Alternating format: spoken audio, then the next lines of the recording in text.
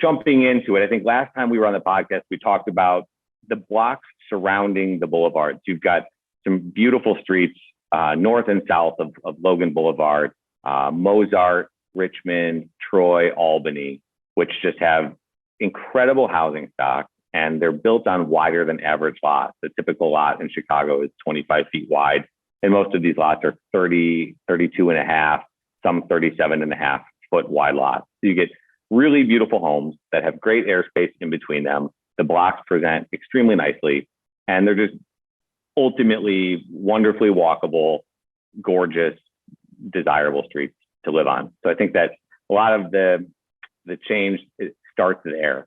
And what you're seeing Luke, is, real quick though, just to dive in for 1 second, let's hit on that importance, because I remember when I started, I didn't give a damn about the 30-foot lot versus a 25-foot lot, which is something I've now I've completely changed my mindset. So can you just dive in a little bit there, like just how much more extra room you have? Why is that important? Why does that matter to an end buyer, whether you're doing a deconversion to a to $1 million flip, or holding it as a 2-unit or 3-unit? Just the importance of, like, 5 feet seems so little, but it's a huge difference. Yeah. And the 5 feet doesn't translate to 5 feet more width in the home. Usually it's really kind of 1 to 2 feet more width that you get in the home. Typically a home might be 18 or 19 feet wide, and the homes on these 30-foot lots might be 20, sometimes 22 feet wide.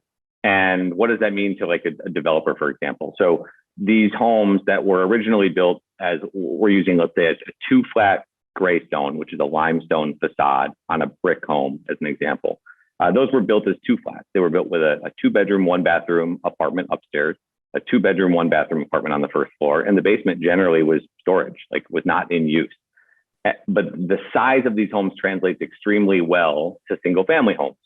So when you go to gut a property like that, bedrooms matter, the size and location of them matter, getting a big primary bathroom and walk-in closets matters. And that extra 2 feet, once you sit down with an architect, starts to make all the difference in the world. You really end up with gracious layout, nice kind of corridors and bedroom locations. You can put bedrooms side by side a lot of times, like in the back of the house, where you could have 2 11-foot bedrooms sitting next to each other on a 22-foot wide house. And you just can't do that on a 25-foot lot.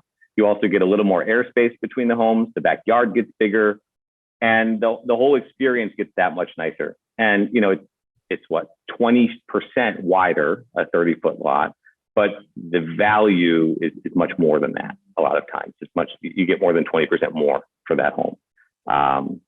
When we counsel buyers and tell them what to look for when they're buying, a lot of times they're looking for inexpensive properties. We'll tell them, hey, just planning for the future, if you can buy a 30-foot wide lot, just buy that instead of a 25, because there's more you can do with that in the future. Even if you're buying it purely as a rental 2-flat investment property today, you will find that it's probably going to bear more fruit in the future if it's on a wide lot.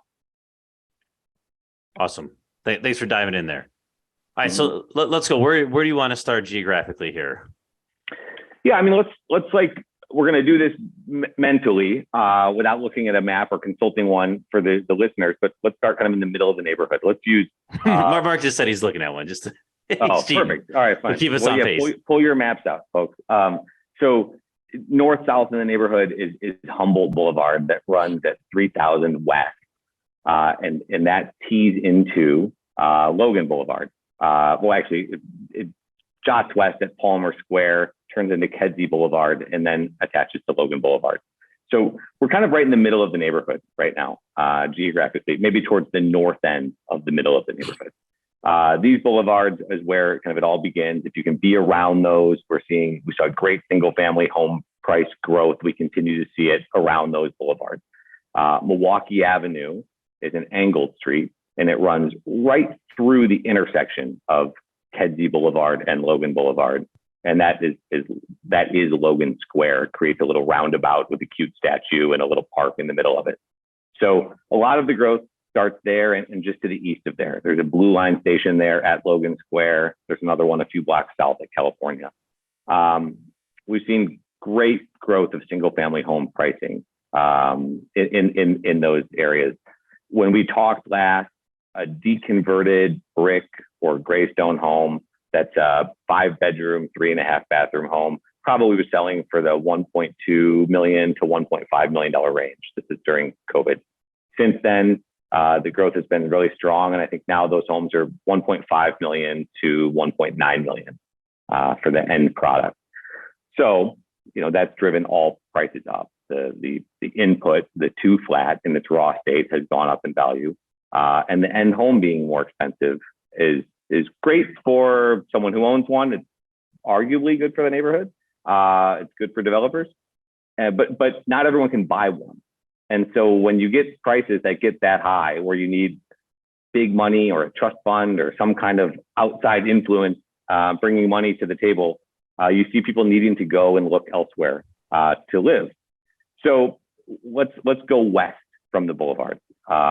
Just west of the boulevards, you've got Spalding and Sawyer Streets, which are really great streets. They always have been. And those have seen a lot of growth in the last few years, all the way down to the 606 trail. Spalding and Sawyer have been very popular.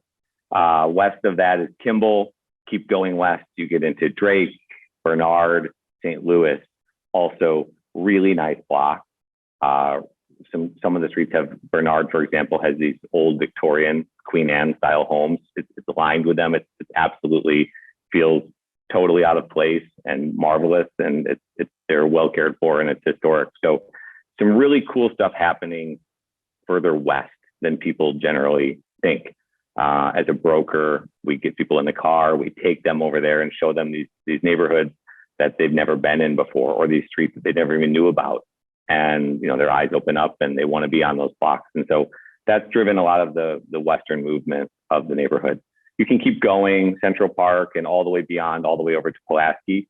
And we still see some great growth over there. Less single family conversions, more 2 flats still happening over there, but great neighborhood, great blocks. Nice area. Logan Boulevard only runs to Kedzie. So once you go west of the boulevard, as you know, Tom, that turns into Wrightwood Avenue, and Wrightwood then runs all the way to Pulaski over there. You did a great rehab on Wrightwood last year.